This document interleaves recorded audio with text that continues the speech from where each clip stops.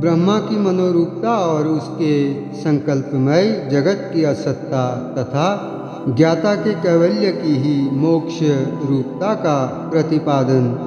श्री वशिष्ठ जी कहते हैं, श्री राम मनवंतर आरंभ होने पर जब संपूर्ण प्राणियों को अपना ग्रास बनाने वाली मृत्यु प्रजा का संहार करती हुई सबल हो उठी, तब उसने स्वयं ही ब्रह्मा जी पर आक्रमण करने का उद्योग आरंभ किया। उस समय धर्मराज यम ने उसे शीघ्र ही इस प्रकार शिक्षा दी, मृत्यो ब्रह्मा परम चिन्मय व्योम स्वरूप हैं। उनकी आकृति पृथ्वी आदि पांचों भूतों से रहित है। वे मनोमय और संकल्प रूप हैं, भला उन पर कैसे आक्रमण किया जा सकता है। जो चेतन आकाश के समान चमत्कार पूर्ण और चिन्मय आकाश के समान अनुभव रूप हैं, वे ब्रह्मा चिन्मय आकाश ही हैं। उनमें कार्य कारण भाव नहीं है, जैसे आकाश में इंद्र नील मणि से बने हुए तथा औंधे रखे हुए महान कड़ा का सा आकार पृथ्वी आदि से रहित प्रतीत होता है, और जैसे संकल्प निर्मित पुरुष भी पृथ्वी आदि से रहित ही ज्ञात होता है, उसी प्रकार स्वयंभू ब्रह्मा भी पृथ्वी जल आदि तत्वों से रहित ही भाषित होते हैं। केवल परमात्मा में न दृश्य है और न दृष्टा ही है, यह स्वयं चिन्मात्र स्वरूप ही है, तथापि स्वयंभू नाम से प्रकाशित होता है। आदि मध्य और अंत से रहित चिदाकाश रूप अद्वितीय ब्रह्म ही अपने संकल्प के कारण स्वयंभू ब्रह्मा के नाम से पुरुष अथवा देहधारी सा भाषित होता है। श्री राम जिसका पूर्व जन्मों में पार्जित कर्मों से युक्त पूर्व शरीर रहा है, उसी को इस जन्म में संसार स्थिति की कारणभूत स्मृति का होना संभव है। जब ब्रह्मा का कोई प्राक्तन कर्म है ही नहीं, तब उन्हें पूर्व जन्म की स्मृति का उदय कहाँ से और कैसे होगा। इसलिए ब्रह्मा का शरीर पृथ्वी आदि कारणों से रहित है। ब्रह्मा अपने कारणभूत पर ब्रह्म परमात्मा से अभिन्न एवं स्वयं आत्म स्वरूप हैं। श्री राम स्वयंभू ब्रह्मा का वह शरीर आतिवाहिक ही है, जो अजन्मा है, उसे आदि भौतिक शरीर की प्राप्ति हो ही नहीं सकती। श्री रामचंद्र जी ने पूछा, गुरुदेव सभी प्राणियों के एक आतिवाहिक शरीर होता है और दूसरा आदि भौतिक, किंतु ब्रह्मा के केवल आतिवाहिक ही शरीर क्यों है।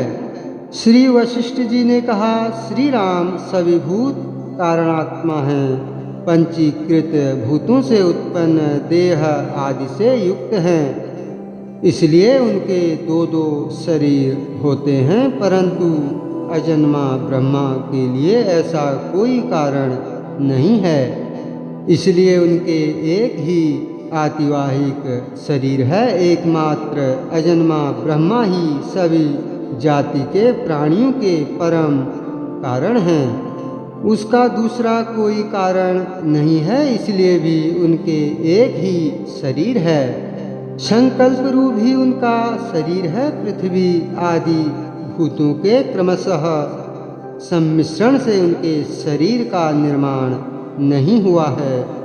वे चिदाकाश स्वरूप आदि प्रजापति ब्रह्मा ही विविध जीवों की सृष्टि करके उनका विस्तार करते हैं।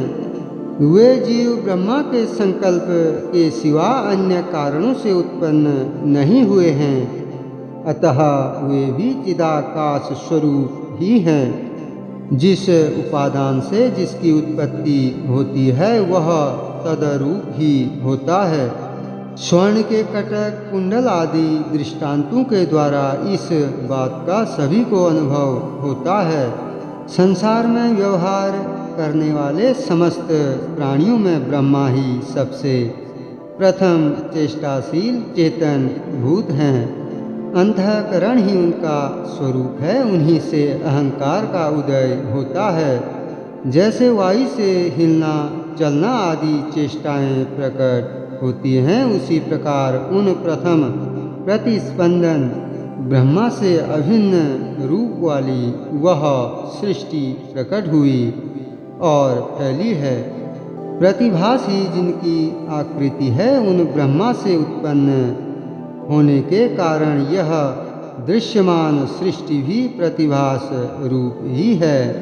व्यवहार और प्रयोजन की सिद्धि की दृष्टि से असत वस्तु भी सत्य वस्तु के समान व्यवहार का प्रकाश करती है।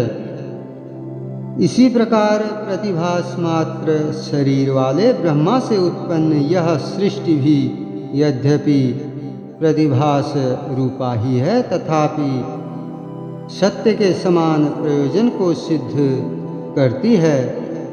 जिनका शरीर पृथ्वी आदि तत्वों से नहीं बना है, जो चिदाकाश स्वरूप और निराकार हैं, वे संपूर्ण भूतों के अधिपति स्वयंभू ब्रह्मा सशरीर पुरुष की भांति प्रतीत होते हैं।